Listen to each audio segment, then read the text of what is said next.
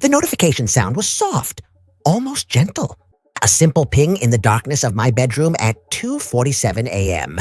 I shouldn't have opened it. But when you're lonely enough, when the silence of your apartment becomes too heavy, when you've spent another Friday night watching other people's lives through a screen, you make mistakes. The message was simple, direct. I know you're awake. I can see your light on. I stared at those words for a full minute before my brain caught up with what they meant. My apartment was on the 4th floor. No one could see my window from the street. Not unless they were inside the building. Not unless they knew exactly where I lived. I got up slowly. My legs felt like water. I moved to the window and looked down at the parking lot below. Empty. Just rows of cars under flickering streetlights, shadows pooling between them like spilled ink. My phone buzzed again. Don't look outside. Look behind you. Let me take you back. Back to when this all started. Back to when I thought online dating was just normal. Safe, even. Back to when I still believed that loneliness was the worst thing that could happen to a person. I was wrong. My name is Sarah Mitchell. I'm 29 years old, and I live in Portland, Oregon. Not the exciting parts you see in movies or travel blogs.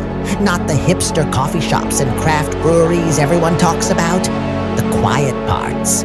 The parts where nothing ever happens. The parts where people like me disappear and no one notices for days.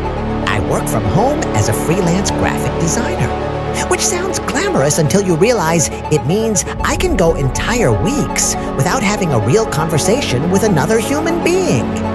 My clients email, my groceries get delivered. My friends, well, I used to have friends.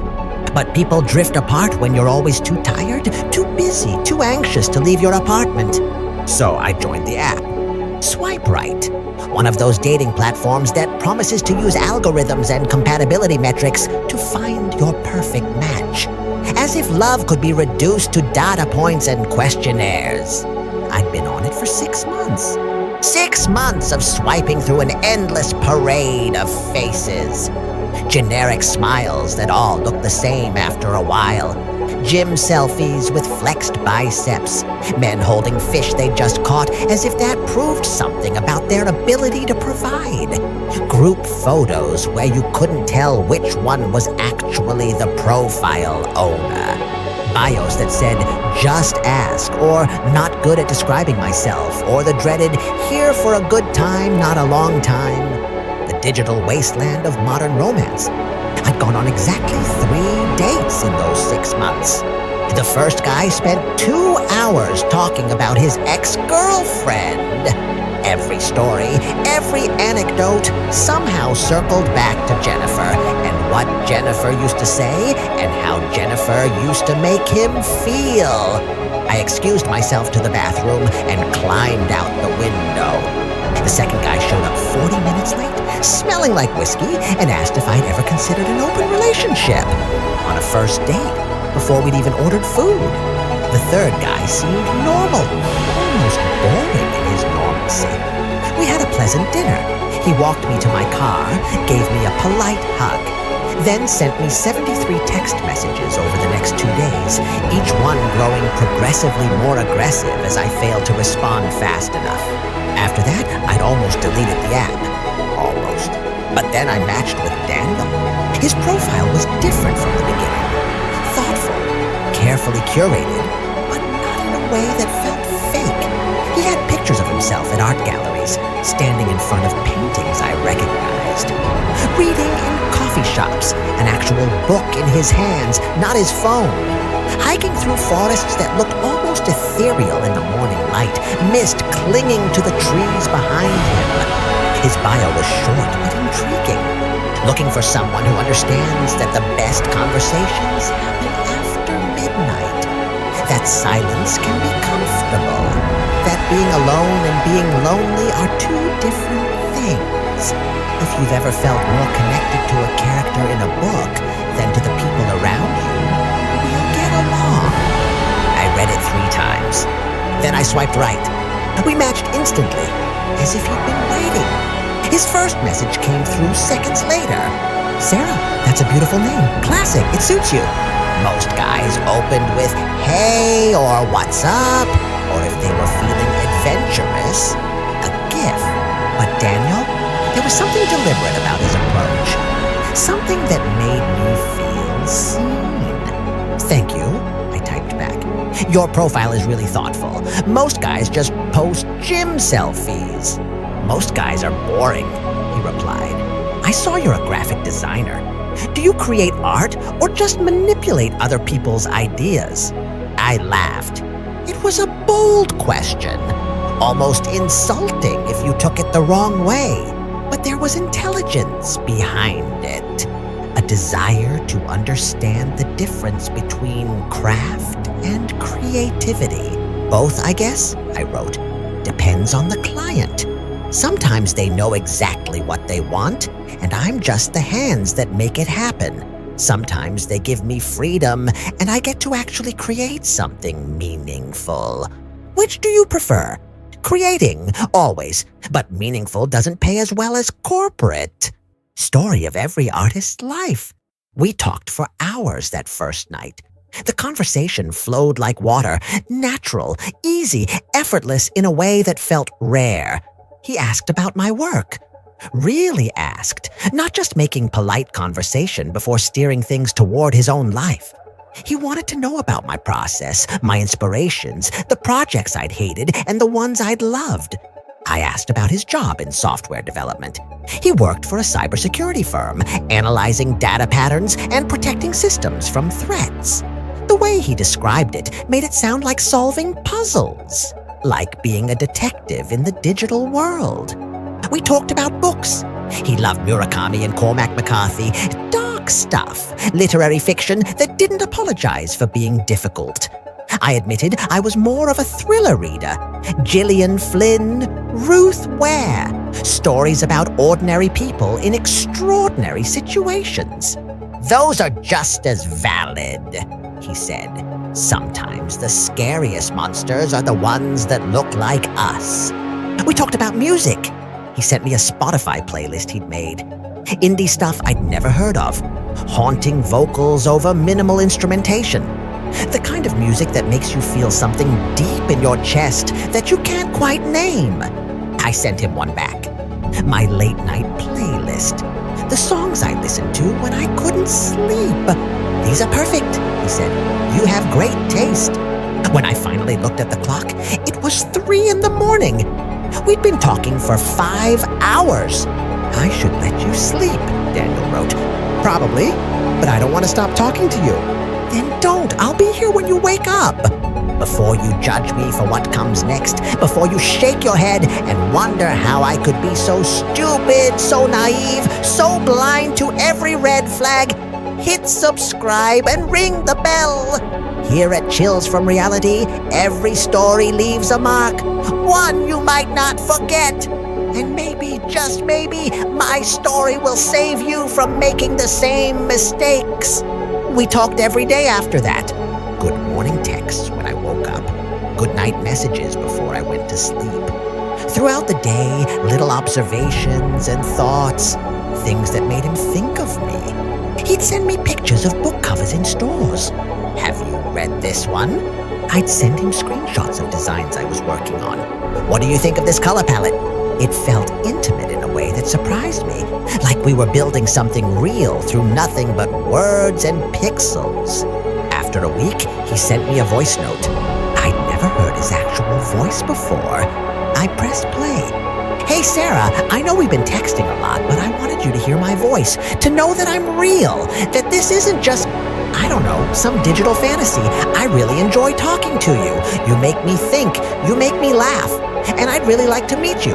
In person, if you're comfortable with that. No pressure. Just think about it. His voice was deep, warm, slightly raspy, like he'd just woken up. There was something soothing about it.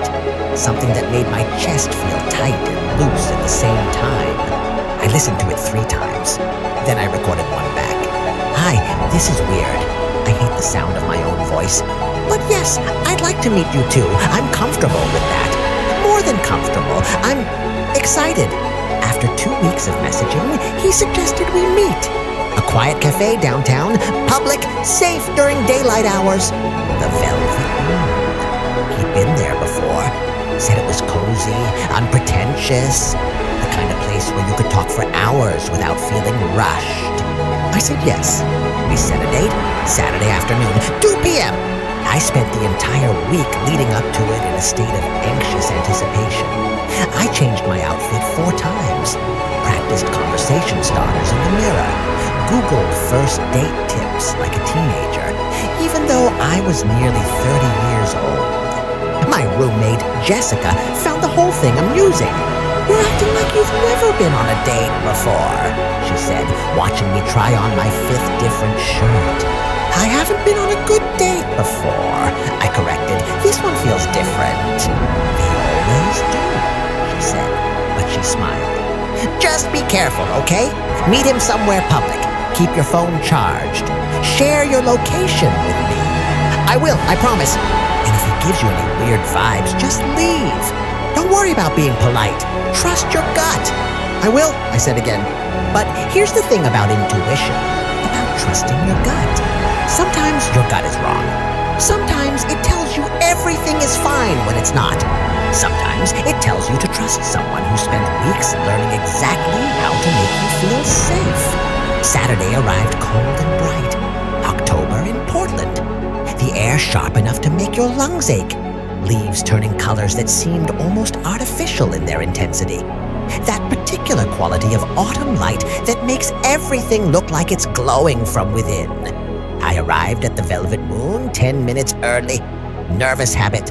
I always show up early to everything, then sit in my car working up the courage to actually go inside. The cafe was exactly as Daniel described. Small. Intimate. Exposed brick walls lined with bookshelves, mismatched furniture that somehow worked together. Soft jazz playing through speakers you couldn't quite locate. The kind of place that smelled like coffee beans and old books and cinnamon. Daniel was already there, sitting at a corner table near the window, 2 cups of coffee already in front of him. He looked exactly like his photos. Tall, maybe 6'1" or 6'2". Dark hair swept back from his forehead, sharp jawline, high cheekbones. He wore a gray cable-knit sweater over a white t-shirt, dark jeans, brown leather boots that looked expensive but worn in. When he saw me walk in, he stood up.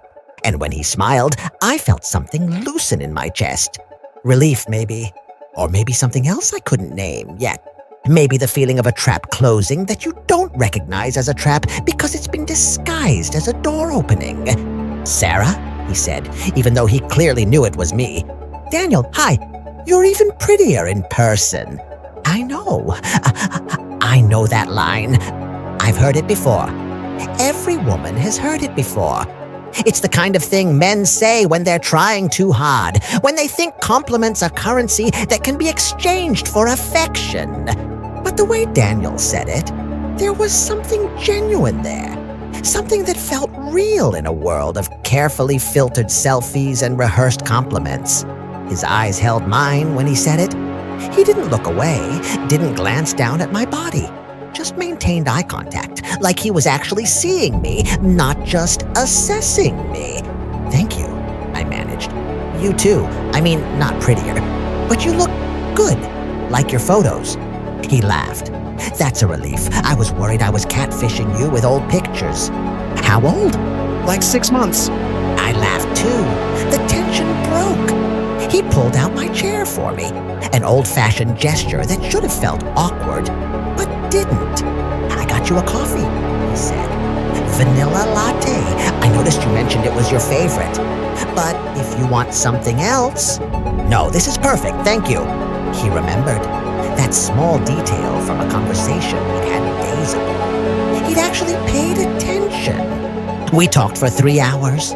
About everything. About nothing. About the kind of childhood memories that shape you without you realizing it until years later. He told me about growing up in a small town in Washington state, how his parents had divorced when he was 8, how he'd spent weekends going back and forth between 2 houses that never felt like home. That's why I'm drawn to spaces like this, he said, gesturing around the cafe. Neutral territory, places that don't belong to anyone, so they can belong to everyone. I told him about growing up in Portland, about being an only child, about parents who loved me but never quite understood me, who wanted me to be a lawyer or a doctor or something respectable and couldn't comprehend why I wanted to spend my life making pictures on a computer. Art isn't practical, my mother used to say. Nothing beautiful ever is, Daniel replied. We talked about dreams we'd given up on and dreams we were still chasing. He admitted he'd always wanted to write a novel, but never felt like he had anything important to say. Maybe that's the problem, I suggested.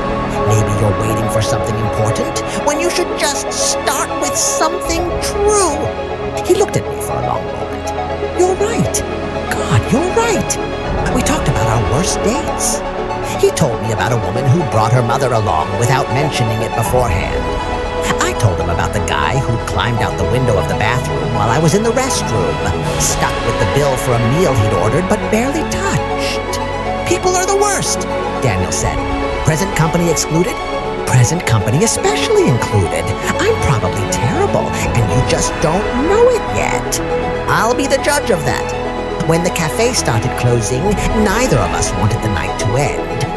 The barista was wiping down tables around us, stacking chairs, sending increasingly pointed looks in our direction. Want to walk? Daniel asked. The street outside was quiet. That particular kind of late afternoon silence that falls over Portland on weekends. The street lamps were just starting to flicker on. October air bit at my skin, but I didn't mind. It felt good to be cold, to feel something sharp and real after so many months of numbness. We walked through Colonel Summers Park, the one near 20th and Belmont. Trees formed a canopy overhead, their leaves bright yellow and orange against the darkening sky. Our shadows stretched long and thin across the pavement, overlapping and separating as we walked. He told me about his last relationship, how she'd cheated on him, how he'd come home early from a work trip and found her in their bed with someone else, how he'd spent 2 years learning to trust again. I'm sorry, I said. That's awful. It was a long time ago, he said. But it changes you, makes you question everything, makes you wonder if anyone is actually being honest with you or if everyone's just waiting for something better to come along. I understood that feeling. The way betrayal doesn't just hurt in the moment. It echoes forward through every relationship after. Makes you suspicious of kindness. Makes you search for cracks in every smile. I told him about my ex, Marcus. About how we'd been together for 3 years. How he'd slowly, methodically made me feel small, invisible. How he'd criticized my work, my friends, my clothes, my body, always couched in concern. I'm just trying to help you be better. How had it taken me 6 months after the breakup to realize that I didn't need to be better? I needed to be away from him. You're not invisible, Daniel said, stopping under a streetlight. You're luminous. You shine. Anyone who made you feel otherwise was trying to dim you so they could feel brighter. He kissed me! Soft at first, testing. His hand came up to cup my face. His thumb traced my cheekbone, then deeper. And I let him. God help me, I let him. His other hand found the small of my back, pulled me closer. The kiss tasted like coffee and something else, something darker. But in that moment, under that streetlight, with leaves falling around us like rain, I didn't care. I hadn't been touched in so long, hadn't been wanted, hadn't felt like I mattered to anyone. And Daniel made me feel like I was the only person in the world. That should have been my first warning. When someone makes you feel like you're the only person who matters, it's because they're trying to make sure you forget about everyone else. Isolation disguised as devotion. We started seeing each other regularly after that. 3 dates, 4, 5. Everything felt right, natural, like pieces of a puzzle sliding into place. Like I'd been waiting my whole life for someone who finally understood me. He texts me good morning every day, not just good morning, but thoughtful messages. Good morning, beautiful. I hope you slept well. I dreamt about you last night. Nothing weird, don't worry. Just us talking. It was nice. He'd send me songs that reminded him of me. Create playlists with titles like Things I Want to Tell You But Don't Have Words For. He'd show up at my apartment on Saturday mornings with coffee and pastries from that bakery on Division, the expensive one. He'd remember that I liked the almond croissants, that I took my coffee with oat milk because regular milk made me feel sick. These small acts of attention, of care, of memory, they felt like love. I introduced him to Jessica after the 4th date. She came home while he was at the apartment, and I'd been dreading the moment, worried she'd see something I'd missed, some red flag I'd been too blind or too desperate to notice. But she liked him. He seems great, she said after he left. Really respectful, asked about my work, didn't dominate the conversation, made eye contact. I approve. Really? Really? I mean, don't marry him tomorrow or anything, but yeah, he seems like a good one. I felt validated, relieved. If Jessica approved, if my friend who'd known me for 5 years and had seen me at my worst and knew all my patterns and all my mistakes thought he was good, then he must be good, right? On our 6th date, he suggested we go somewhere special. We were at my apartment, Wednesday night. He'd come over after work. We'd ordered Thai food and were watching a movie. Some indie horror film he'd recommended about a woman who moved into a new house and started having vivid dreams about the people who'd lived there before. The movie was atmospheric, quiet, more unsettling than scary. Lots of long shots of empty rooms and shadows that moved slightly wrong. This reminds me of The Cabin, Daniel said during a slow scene. What cabin? My family's place, about an hour outside the city, right by Silver Lake. We've had it forever. My grandfather built it back in the 70s. That sounds nice. It's beautiful this time of year, he said, pausing the movie. He turned to face me on the couch. The leaves are changing. The lake is perfectly still in the mornings. It's so quiet you can hear yourself think. Something flickered in the back of my mind. A small voice, quiet at first. That does sound nice, I said carefully. I'd love to take you there, he continued. This weekend, maybe? We could leave Friday night, stay Saturday, come back Sunday, just the 2 of us. No phones, no distractions, just nature and each other. The voice at the back of my mind got slightly louder. I don't know, I said. That's pretty far out. About an hour, he confirmed. Hour and 15, maybe. But it's worth it. I really want to share it with you. It's my favorite place in the world. He reached for my hand, interlaced his fingers with mine.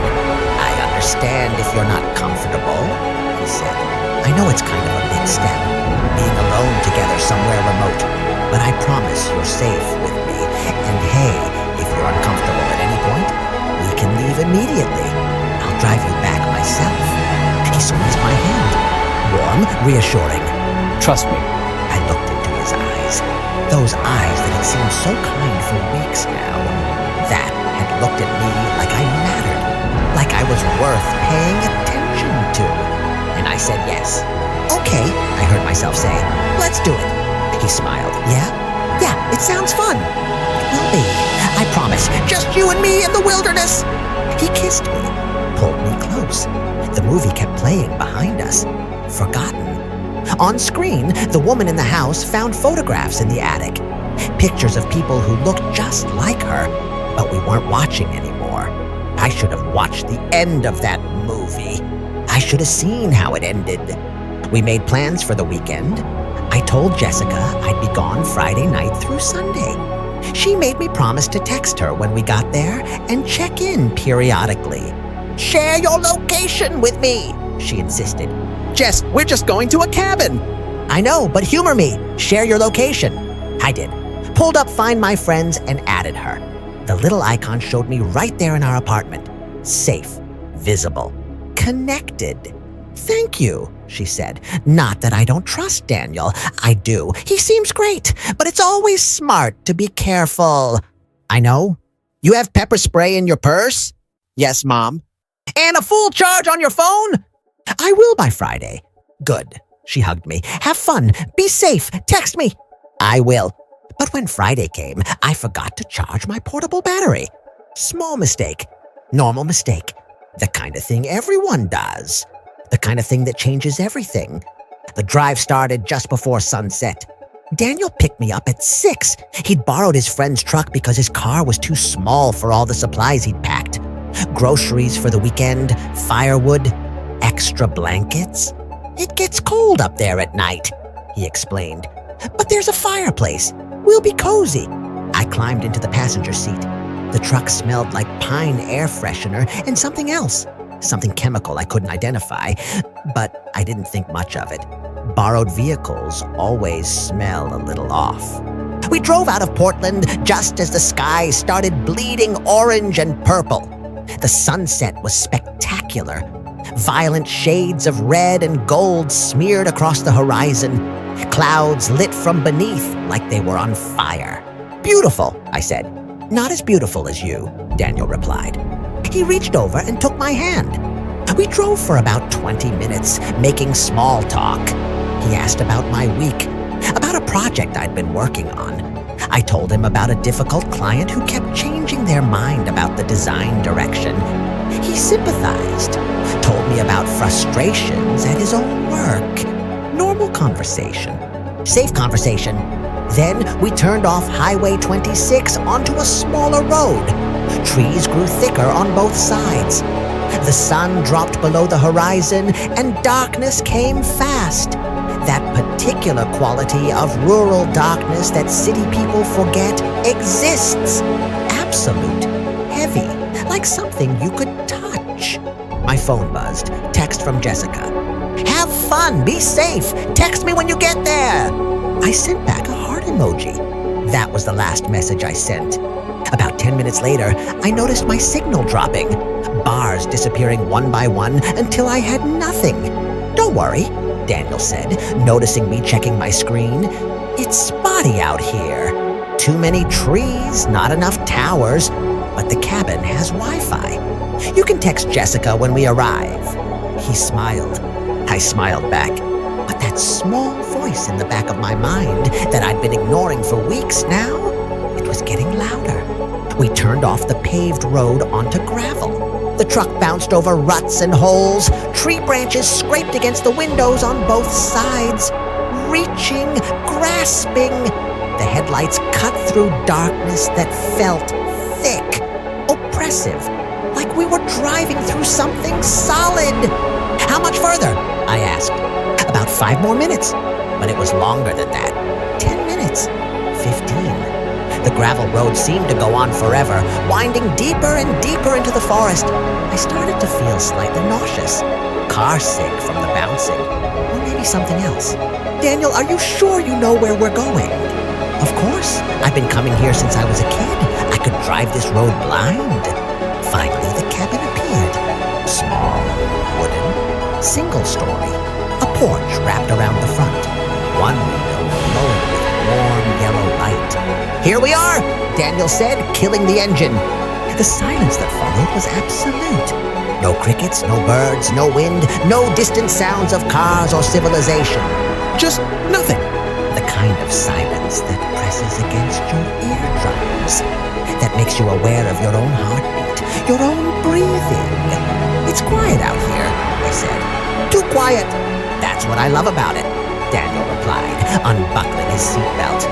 No distractions, no noise, no one around for miles, just us and nature.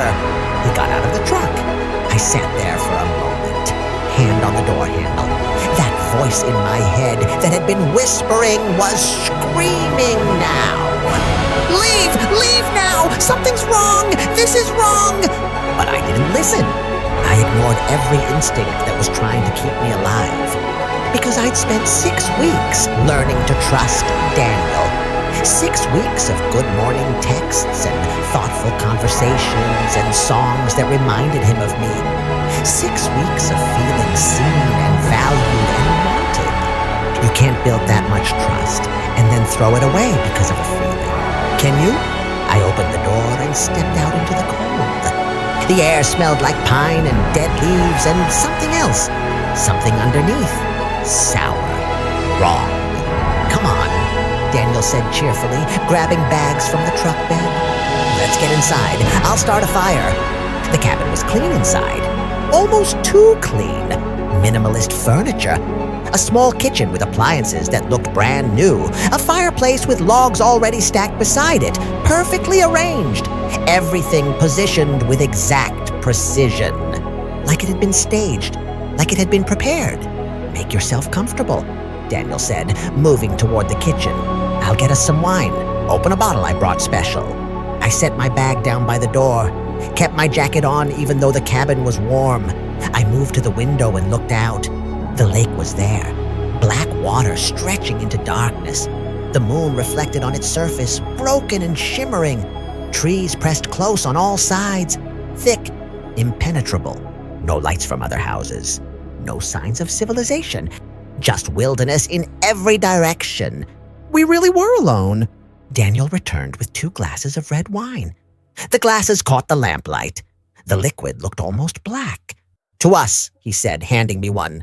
To us, I echoed. We drank. The wine was good, rich and smooth. It warmed my throat going down, spread warmth through my chest. Do you like it? Daniel asked. It's really good. It's from a vineyard near where I grew up. Small operation, family-owned. They don't distribute widely. We sat on the couch. Brown leather. It creaked under our weight. He sat close, his hand on my knee, his eyes on mine. I'm really glad you came, he said. Me too. Are you? You seem tense. Just not used to being so far from everything, I guess. You're safe here, he said. His hand moved higher on my leg. I'd never let anything happen to you. We talked for a while. He refilled my wine glass when it emptied, then filled it again. The warmth in my chest spread through my limbs, made everything feel soft, distant. Feeling better? He asked. Yeah, the wine is helping. Good. His hand was at my waist now, pulling me closer. Then he asked me something strange. Do you believe in fate? I blinked. The room swam slightly. What? Fate. Destiny. The idea that some things are just meant to happen. That people cross paths for a reason. I don't know, I said slowly. My words felt thick. Why? Because I think you and I... He leaned closer. His face filled my vision. I think we were meant to find each other. Do you know how rare it is to actually connect with someone? To really see them and be seen? His hand moved to my face, traced my jawline. Daniel! Shh! He pressed a finger to my lips. Don't think. Just feel. Just be here with me. He kissed me. Hard. Too hard.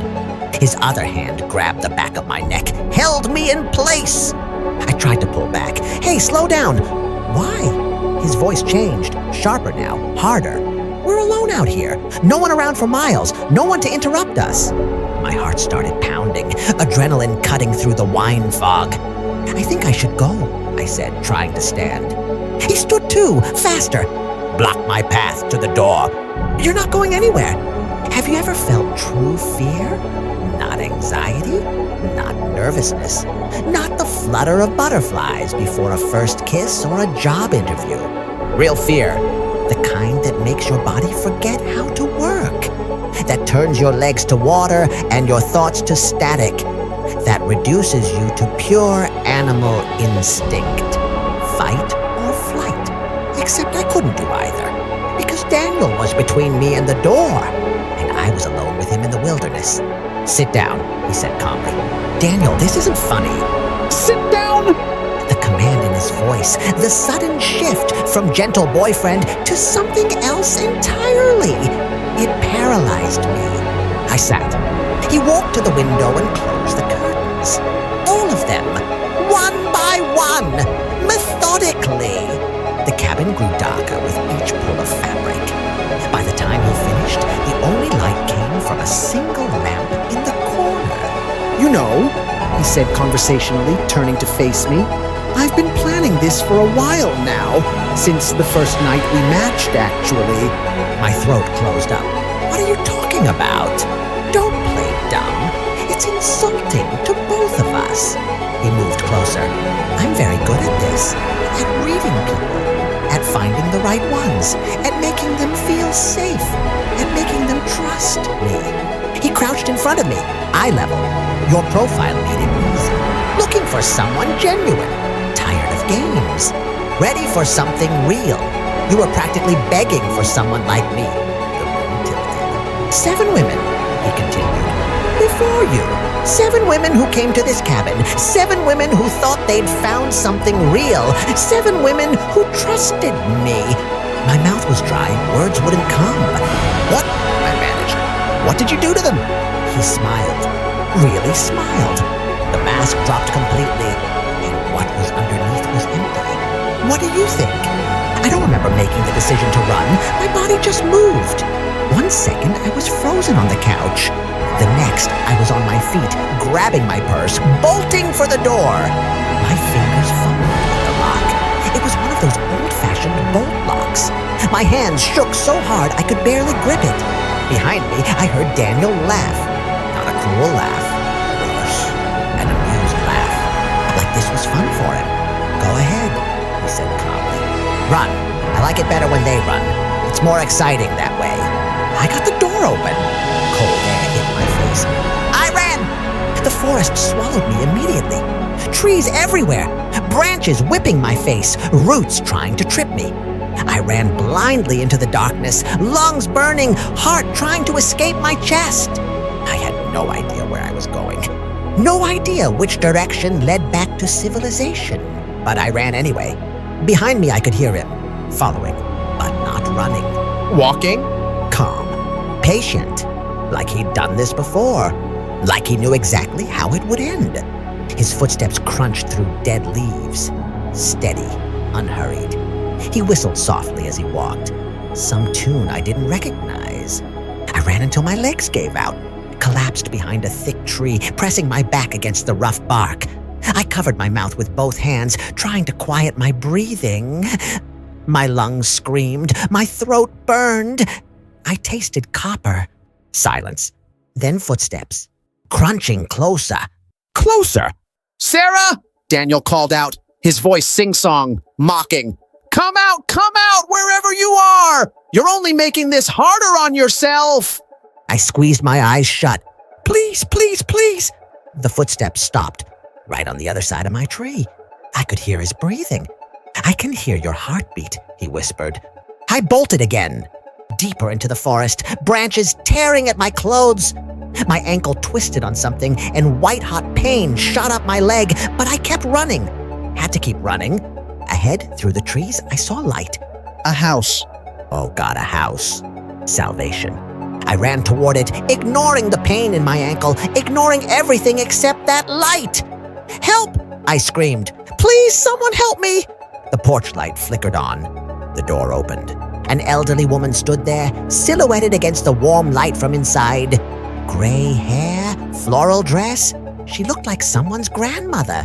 Please, I gasped, reaching the porch. My lungs burned. Please, there's a man. He's trying to hurt me. Please call the police. Daniel? The woman said calmly. I froze. Ice watered down my spine. Daniel, is that you out there? Behind me, footsteps emerged from the forest. Not hurrying. Hi, Mom, Daniel said. Would you have trusted him? Would you have gotten in that car? Let me know in the comments below. But first, let me tell you what happened next. Because this is where the story gets worse. The woman, his mother, moved fast for her age. She grabbed my arm with surprising strength. Her fingers dug into my flesh like claws. I tried to pull away, but she held tight, dragging me inside while I screamed and fought. Daniel followed, closing the door behind us. The sound of that lock clicking shut. Final. Complete. Now, the woman said in a gentle voice, like she was calming a frightened child. There's no need for all this fuss. Please, I sobbed. Please let me go. I won't tell anyone. I'll just leave. Please. Darling, we can't do that, she said. Still so gentle, so kind. You'll understand soon enough. She was stronger than she looked. Or maybe the wine had affected me more than I realized. Everything felt wrong, off-kilter. My legs wouldn't work properly. My thoughts moved like molasses. Did you drug me? I asked Daniel. He shrugged. Just a little something to take the edge off. You were so tense. I wanted you to relax. They dragged me through the house. I tried to memorize details, tried to stay conscious, tried to think. The house smelled like lavender and something else. Something rotten underneath. Sweet decay. We went down. Wooden stairs into darkness. A basement. Stone walls. A single bulb hanging from the ceiling and along the far wall. Photographs. Dozens of them. Hundreds. Pinned up in neat rows, organized by date, I realized. Years of dates written in neat handwriting beneath each one. Women, all around my age, all smiling, all on what looked like first dates. Coffee shops, restaurants, parks, all with Daniel. You see? Daniel said, following my gaze. He seemed proud. My mother and I, we're a team. We've been doing this together for a long time. 12 years now, since I was 18. Since his father left, his mother added. Since I realized men are worthless and women are better off without them. So we remove them. We save them from making mistakes. By killing them, I choked out. By preserving them, she corrected. By making them part of something important. Something bigger than their small, lonely lives. They tied me to a chair. My hands behind my back, rope cutting into my wrists, another around my chest, my ankles bound to the chair legs. The system is simple, Daniel explained, pulling up another chair to sit facing me, like we were having a normal conversation. I find them online, women who are lonely, desperate, women with profiles that scream, I need someone to save me. I become what they need. I learn their patterns, their likes, their vulnerabilities. He gestured to his phone. Technology makes it so easy. Everything I need to know is right there. Their social media tells me what they care about. Their posts tell me what they're insecure about. Their check-ins tell me where they go, who they spend time with. It used to be harder, his mother said, cleaning something at a workbench in the corner. I couldn't see what, didn't want to see. When Daniel's father was alive, when Daniel was young, finding the right women took time. But now, they offer themselves up freely. They want to be found. After a few weeks of texting, they trust me completely, Daniel continued. They've built this entire relationship in their heads, this fantasy of who I am, and they're so invested in that fantasy that they ignore every warning sign. He leaned forward. Like you did. Tears ran down my face. Why me? Because you were perfect, he said simply. Lonely, but not desperate enough to seem suspicious. Attractive, but insecure about it. No close family nearby. Limited social circle. You work from home, so people are used to not hearing from you for days. Your roommate is your only real connection, and even she doesn't check in that often. He was right about all of it. When you go missing, he continued, they'll assume you met someone online and it went wrong. They'll look for me, of course, but Daniel Wade doesn't exist. Not really. The profile will be deleted, the number disconnected, the email account closed. I'll vanish like I was never there. We've done this 18 times, his mother said. Not just the 7 Daniel mentioned. 18 women over 12 years. And no one has ever connected them. Because we're careful, because we're smart, because society doesn't actually care when lonely women disappear. She came over with something in her hands. A camera. Now, she said cheerfully. Let's take your picture for the wall. I won't tell you everything that happened in the hours that followed. Some things are too dark, too real. This isn't that kind of story. This isn't about torture porn or graphic violence. This is about fear. Real fear. The fear of being completely helpless, of knowing you're going to die and there's nothing you can do about it.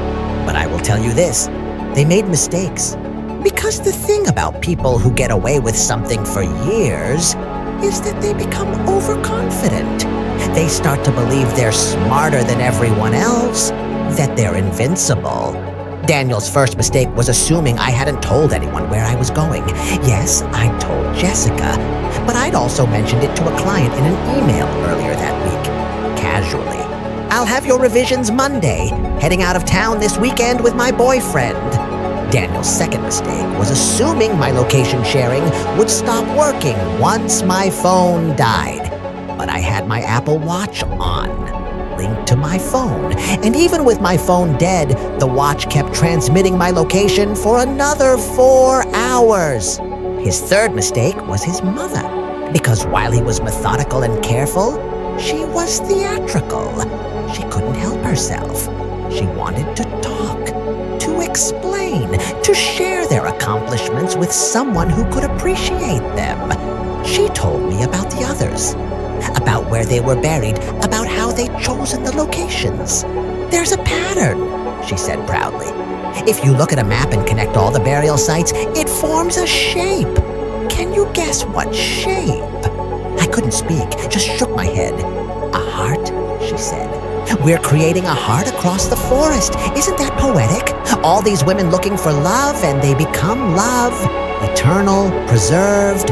She was insane, but useful insanity, because she was still talking when we heard it. Sirens, distant at first, then closer. Daniel's face changed. What the hell? He ran to the small basement window, looked out.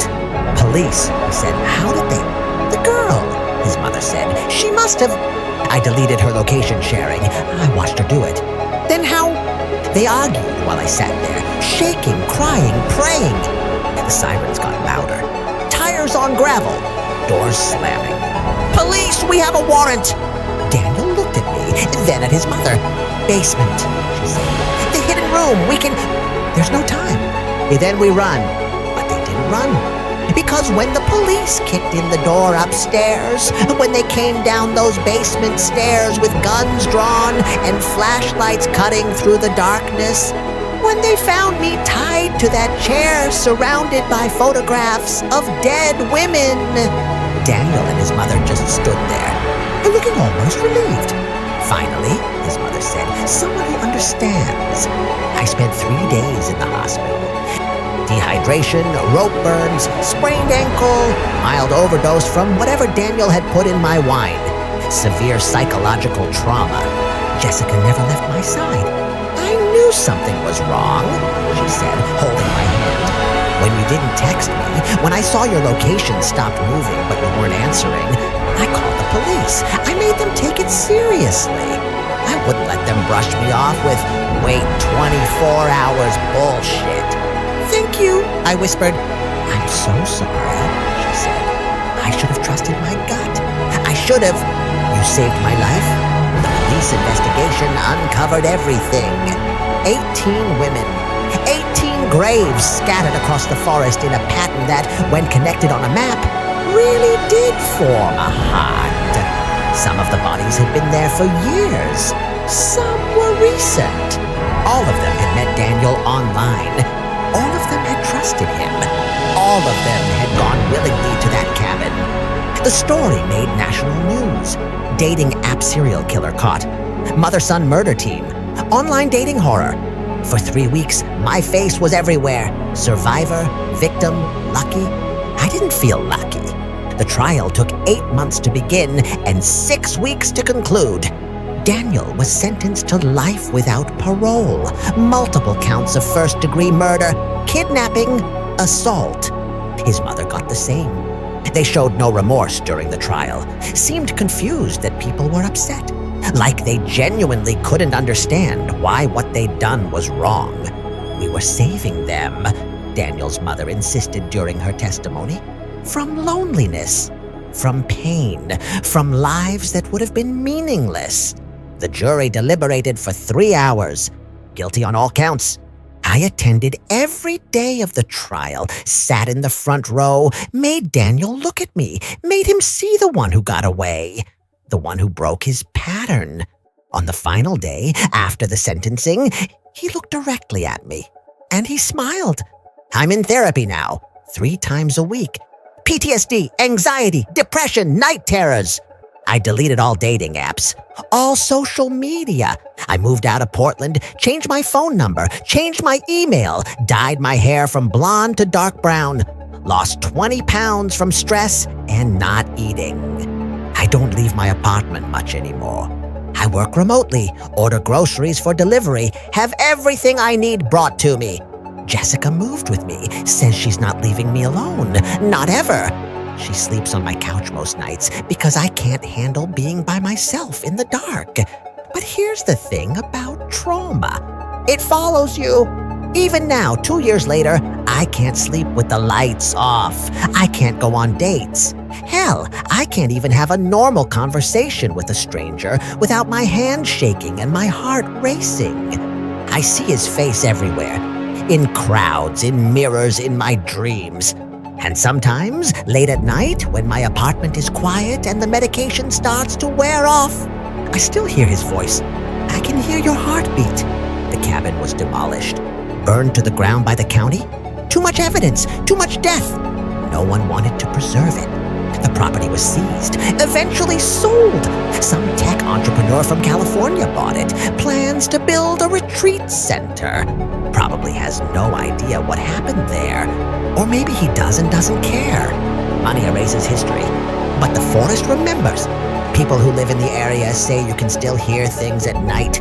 Voices, crying, footsteps when no one's there. I don't know if that's true. I'll never go back to find out. But what I do know is this. That notification sound I mentioned at the very beginning of this story? The one that came at 2:47 a.m.? That happened last week? Not 2 years ago when Daniel was caught? Last week, I'd been doing better, making progress in therapy. My doctor suggested I try putting myself out there again. Start small. Just create a profile. Don't even use it. Just see how it feels. So I downloaded an app, just one. Created a profile with minimal information. No photos showing my face, no details about my work or where I lived. Just testing the water. I wasn't even really using it, just swiping occasionally, matching with no one, not messaging anyone. And then, at 2:47 a.m. last Tuesday, I got a notification, a message from a new match. I almost deleted it without looking, almost. But something made me open it. The message was simple. I know you're awake. I can see your light on. My blood went cold. My apartment is on the 4th floor. No one can see my window from the street. There are no buildings across from me. No way anyone could know whether my light was on or off unless they were inside my building. I stared at that message for a full minute. Then I looked at the profile. His name was Marcus. Different face than Daniel. Younger, softer features. But the profile, it was the same.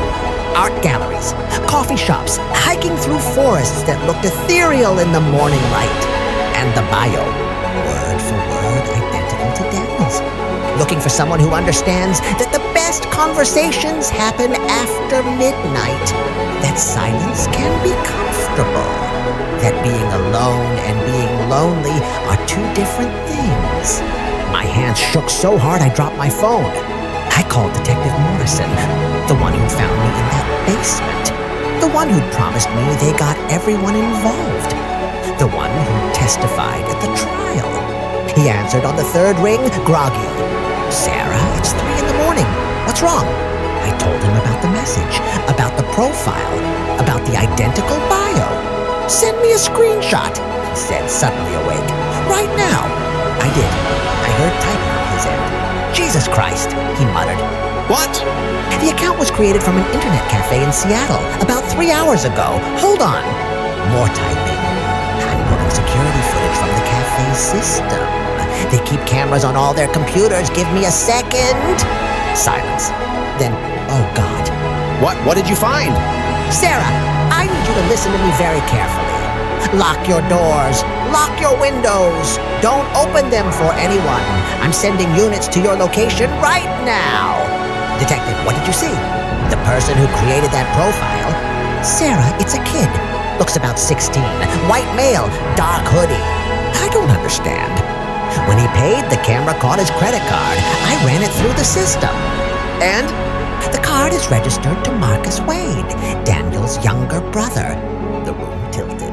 Daniel doesn't have a brother. He was an only child. He told me. He lied. Marcus Wade is real, 23 years old. We never connected him to the original investigation because he changed his last name when he turned 18. His mother's maiden name. We had no reason to look for him. Oh my God. Sarah, listen to me. Do not leave your apartment. Do not open your door. Officers are on the way. They'll be there in 10 minutes. He knows where I live. We don't know that. He knows my light was on. How would he know that unless he was watching? Silence. Just stay on the line with me. Keep your doors locked. Help is coming. I moved through my apartment, checking locks. Front door, deadbolt, chain, back door, windows. All secure. But I didn't feel secure. Detective, what if there are more? What if it's not just Marcus? What if Daniel's mother had other family? What if they're all... Sarah, you're spiraling. Just breathe. Focus on my voice. I sat on my couch, phone pressed to my ear. Lights on in every room. Jessica was at her boyfriend's place. I was alone. Tell me about your day, Detective Morrison said. What did you do today? What? Just talk to me. Keep your mind occupied. Tell me about your day. I worked, did some designs for a client, ordered sushi for lunch, watched Netflix. Normal stuff. See? Normal day. Everything's fine. Just a few more minutes and officers will be there. Then I heard it. A sound from the hallway outside my apartment. Footsteps. Slow. Deliberate. They stopped outside my door. Detective, I whispered. What? Someone's outside my door. Don't move. Don't make a sound. The footsteps moved away. I waited. 30 seconds. A minute. Then my phone buzzed. Another message on the dating app. I like your apartment. 4th floor. Nice view. Too bad you keep your curtains closed now. You didn't used to. I have pictures from before, when you felt safe. My hands shook so badly I could barely hold the phone. He's been watching me, I told Detective Morrison. For how long? How long has he been watching? Sarah, another message. Daniel told me so much about you, about how special you are, how you're the one who got away, the one who ruined everything, the one who needs to complete the pattern. What pattern? I whispered. Another message. A photo this time. A map of the forest. The 18 burial sites marked with red dots, connected by lines that formed a heart. But there was one more dot, unmarked, at the very center of the heart. That's where you go. The message said, right in the middle, where you always belonged. A knock on my door. 3 shot raps. Sarah, it's the police. Detective Morrison sent us. I looked at my phone. Morrison was still on the line. Did you send officers? I asked him. Yes, they should be arriving any second now. They're at my door! Already? That was fast. Too fast. Sarah, ask them to identify themselves. Make them slide their badges under the door. Can you slide your badges under the door? I called out. Silence. Then laughter. Not from multiple officers. One person. Laughing. Sarah, he's not a cop! Detective Morrison said urgently. Do not open that door! Real officers are 2 minutes away! Just hold on! The door handle rattled. Someone was trying to open it. The deadbolt held. The chain held. But the person outside wasn't giving up. I learned from Daniel's mistakes. A voice called through the door. Young, male. I'm smarter than he was, more patient. I've been watching you for 6 months, Sarah. 6 months. I know everything about you. Your schedule, your habits, your routines. I know Jessica stays at her boyfriend's place every Tuesday. I know you're alone. The rattling got more aggressive. I know you changed your name, but kept your middle name as your last name. I know you moved to Seattle, but stayed in the same kind of apartment building, 4th floor, same as before. You think you changed, but you're predictable, Sarah. Something heavy hit the door. He was trying to break it down. Real officers are 1 minute away, Detective Morrison said in my ear. Just hold on. But 1 minute is a long time when someone is trying to break down your door. 30 seconds. The door frame started to splinter. 20 seconds. The chain looked like it would snap any moment. 10 seconds. I grabbed a knife from the kitchen, held it in my shaking hands. I'd promised myself I'd never be helpless again. 5 seconds. The door burst open. Chain snapping, wood splintering. A figure in the doorway. Dark clothes, mask covering their face. He stepped inside. Hi, Sarah, he said. I've been waiting so long to meet you. Then sirens. Real sirens. Close. Right outside. He heard them too. Looked toward the window. Made a decision. Next time, he said. And ran. Back out into the hallway. Down the back stairs. Gone before the police made it to my floor. They searched for him all night. Found nothing. The dating app profile was deleted. The account closed. The internet cafe footage showed a person in a hoodie, but the face was obscured. The credit card he'd used was stolen. No connection to anyone named Marcus Wade. Maybe it wasn't really him, Detective Morrison suggested. Maybe it was a copycat. Someone who read about the case and decided to mess with you. But I knew better. It was him. It's always him. Or someone like him. Because here's what I've learned in the 2 years since Daniel. There are more of them out there than you think. People who see loneliness as vulnerability. Who see dating apps as hunting grounds. Who become whatever you need them to be so they can get close enough to hurt you. And the system makes it easy for them. The apps don't verify anything, don't do background checks, don't require real names or real information. Anyone can be anyone, can claim to be whatever they want. And we swipe, and we match, and we trust. Because we're lonely. Because we want to believe that connection is still possible in this digital wasteland. Because the alternative, accepting that we might be alone forever, is too painful to consider. I moved again after that night. Different city, different state, different name this time, completely new identity. I don't have social media anymore. No digital footprint at all. I work under a pseudonym. Use cash for everything. Don't have a smartphone, just a burner cell that I replace every month. I'm a ghost. It's the only way to feel safe. But even ghosts can be haunted. Because 3 weeks ago, a package arrived at my new apartment. No return address, no name, just a package left outside my door. Inside was a single photograph. Me from 2 years ago. The night of my first date with Daniel. Walking through the park under the streetlights. I remember that moment. Remember him taking my hand. Remember feeling happy. On the back of the photo, written in neat handwriting, "We're not done yet. The pattern isn't complete. 20 makes a perfect heart. You're number 19. We're just waiting for number 20. I showed it to the police. They're investigating. But what can they do, really? There's no evidence, no fingerprints, no DNA, no way to trace where the photo came from or who sent it. So I wait. In my new apartment, in my new city with my new name. I wait for the next message, the next photo, the next knock on my door. Because I know now, it never really ends. The fear doesn't stop just because you escape. Just because you survive. It follows you into every new apartment, every new city, every moment of silence when you're alone.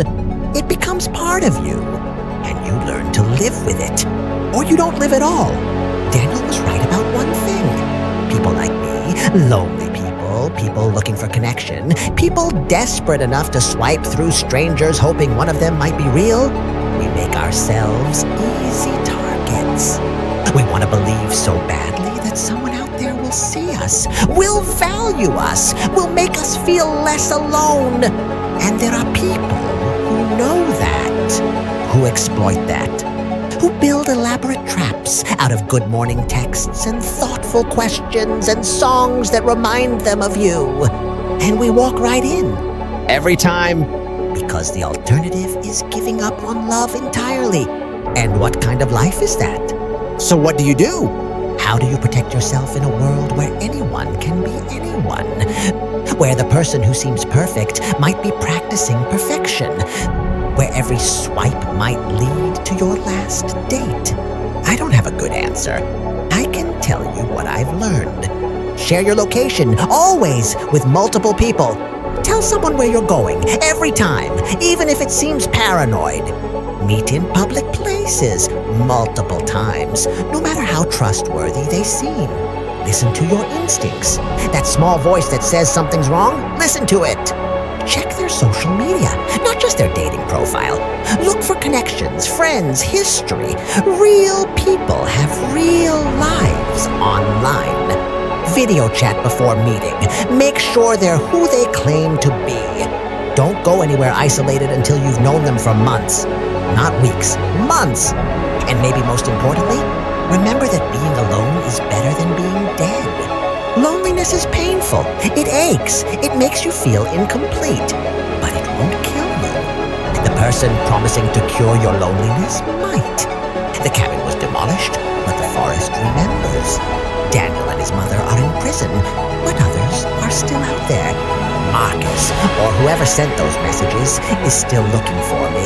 And somewhere, right now, someone is swiping through a dating app. Reading a profile that seems too good to be true.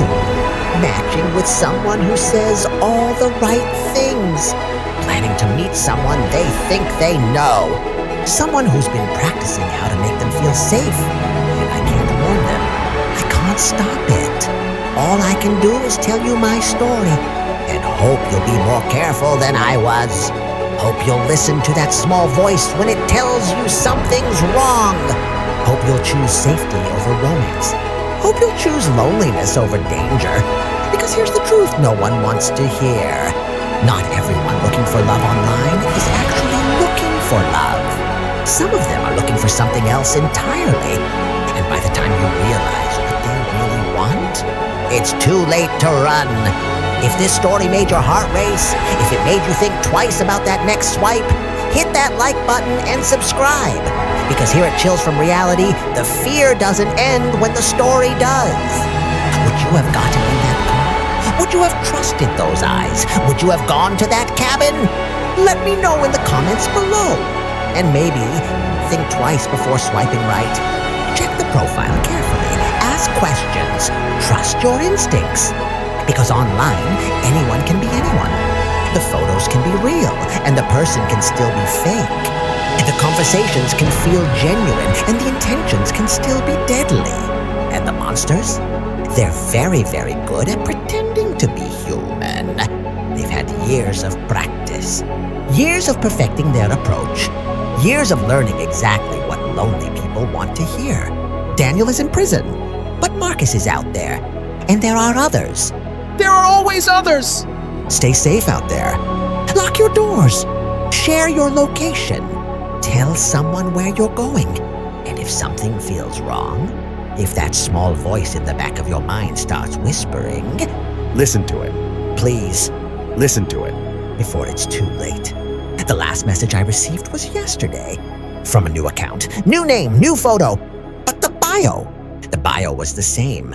Looking for someone who understands that the best conversations happen after midnight. They're still watching, still waiting, still hunting, and I'm running out of places to hide.